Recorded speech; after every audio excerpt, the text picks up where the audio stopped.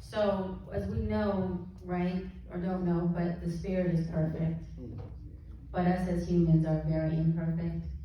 And so, as much as our spirit will always be in alignment with God in the right place, speaking and thinking and doing the right things, and we can do all of the transitioning and recovering and transforming and the praying and the fasting and reading the books and the movies and all that good stuff and becoming educated, but we're still human at the end of the day, right? As long as we're here residing on earth.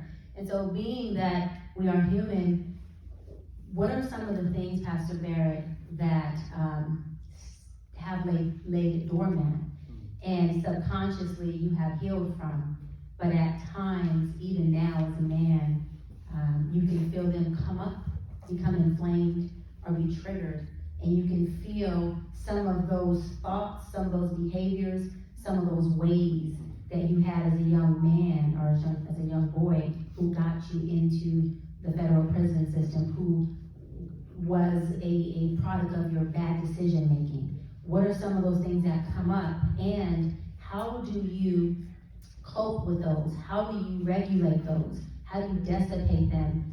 And then three-part question.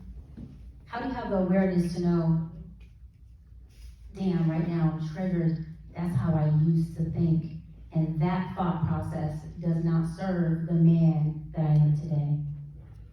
Good question, told y'all.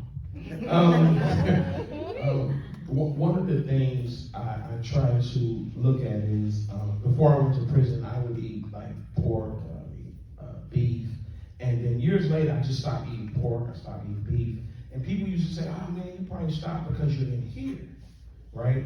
And then, that's a good question. Say, okay, a lot of times people say, when I first turned my life around and I started going to church, people would say, oh, he's just doing that because he in here, right? But in prison, the last place you would go is to the church. But those brothers go, oh man, just pray about it, man. You're going to be all right, brother.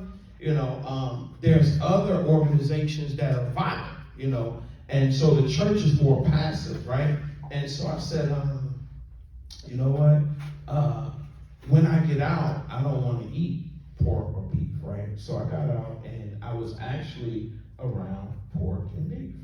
My wife and I, before I met her, we would go to a restaurant or we would be somewhere at a barbecue or something, my cousin Janae's house, and they would have steak, pork, especially if I go to Kansas City to my in-laws. They would put the best steak, her husband, my mother-in-law, her husband would put the best steak on the grill.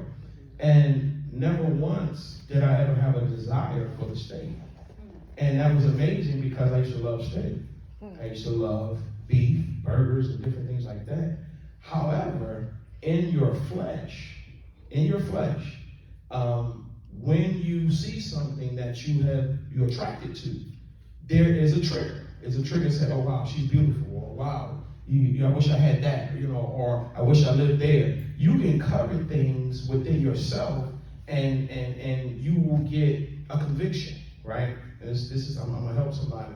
You'll get a conviction. It's up to you to decide whether or not to pursue it or not. That's good. That's good. It's up to you, because life is all about choices, right? And so one of the things I noticed when I go back to New York, and I shared this today at church, when I go back to New York, God always reminds me when I come back what he brought me from.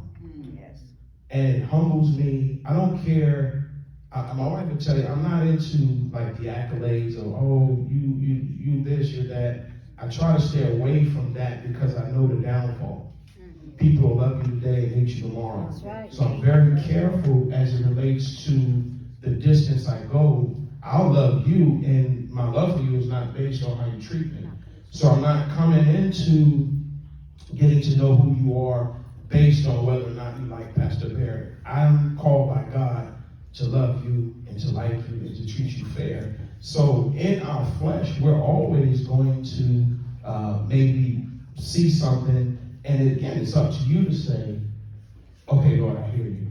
Or I don't hear you, and you just keep going forward and you go after whatever it is you want. Great. Thank you for that answer. How would you tell